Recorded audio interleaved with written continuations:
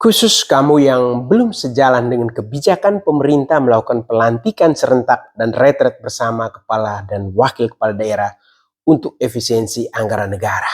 Simak pelantikan kepala daerah secara serentak di Jakarta. Tahukah kamu bahwa pelantikan 961 kepala dan wakil kepala daerah hasil pemilihan kepala daerah atau Pilkada 2024 yang dilakukan oleh Presiden Prabowo Subianto di Istana Kepresidenan Jakarta pada 20 Februari merupakan langkah signifikan dalam perjalanan demokrasi Indonesia. Dalam sambutannya, Presiden menekankan bahwa pelantikan serentak ini merupakan yang pertama kali dalam sejarah Indonesia, mencakup pengangkatan 33 gubernur, 33 wakil gubernur, 363 bupati, 362 wakil bupati, 85 wali kota, dan 85 wakil wali kota. Totalnya sejumlah 961 kepala daerah dilantik dan merujuk kepada 481 daerah di tanah air. Ini mencerminkan komitmen pemerintah dalam memastikan keterwakilan rakyat dan keberlanjutan pembangunan. Usai pelantikan, para kepala daerah melakukan acara syukuran bersama di beberapa hotel yang ada di Jakarta, seperti syukuran pelantikan gubernur dan wakil gubernur NTT Melki Lakalenah dan Joni Asadoma di Hotel Tribrata Dharma Wangsa Blok M.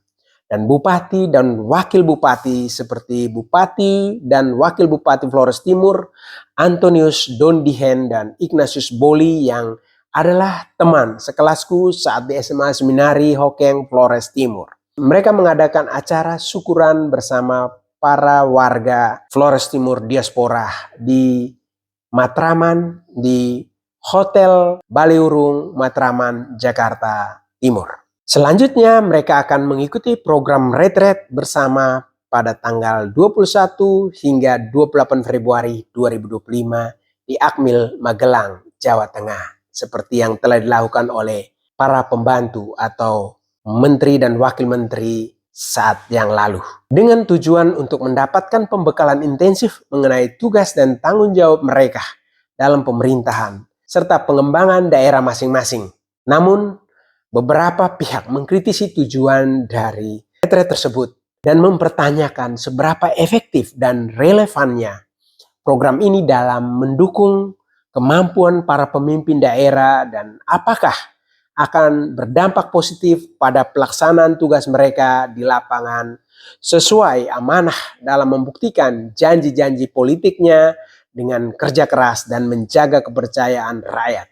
Prabowo berharap para kepala daerah bisa memanfaatkan mandat yang diberikan dengan sebaik-baiknya untuk memajukan daerah serta menjalankan tugas pemerintah secara transparan dan akuntabel demi kesejahteraan masyarakat. Mengenai efisiensi anggaran negara dalam konteks pelantikan serentak, syukuran dan retret bersama dapat dilihat dari beberapa aspek. Pelantikan serentak dapat mengurangi biaya yang biasanya terkait dengan acara-acara pelantikan individual seperti transportasi dan logistik. Dengan mengkonsolidasikan acara, pemerintah dapat menghemat anggaran.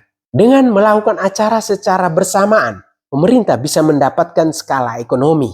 Misalnya, sewa venue, catering, dan perlengkapan bisa lebih murah jika dipesan dalam jumlah besar untuk semua acara sekaligus. Untuk menyamakan visi dan kerjasama tim, maka retret bersama di Akmil Magelang dapat meningkatkan kerjasama dan komunikasi antar pejabat yang baru dilantik. Hal ini bisa berimplikasi positif terhadap efisiensi dan efektivitas birokrasi di masa depan, sehingga dapat menghasilkan penghematan biaya operasional. Dengan menggelar acara secara serentak, biaya untuk promosi atau publikasi terkait acara bisa diminimalisir.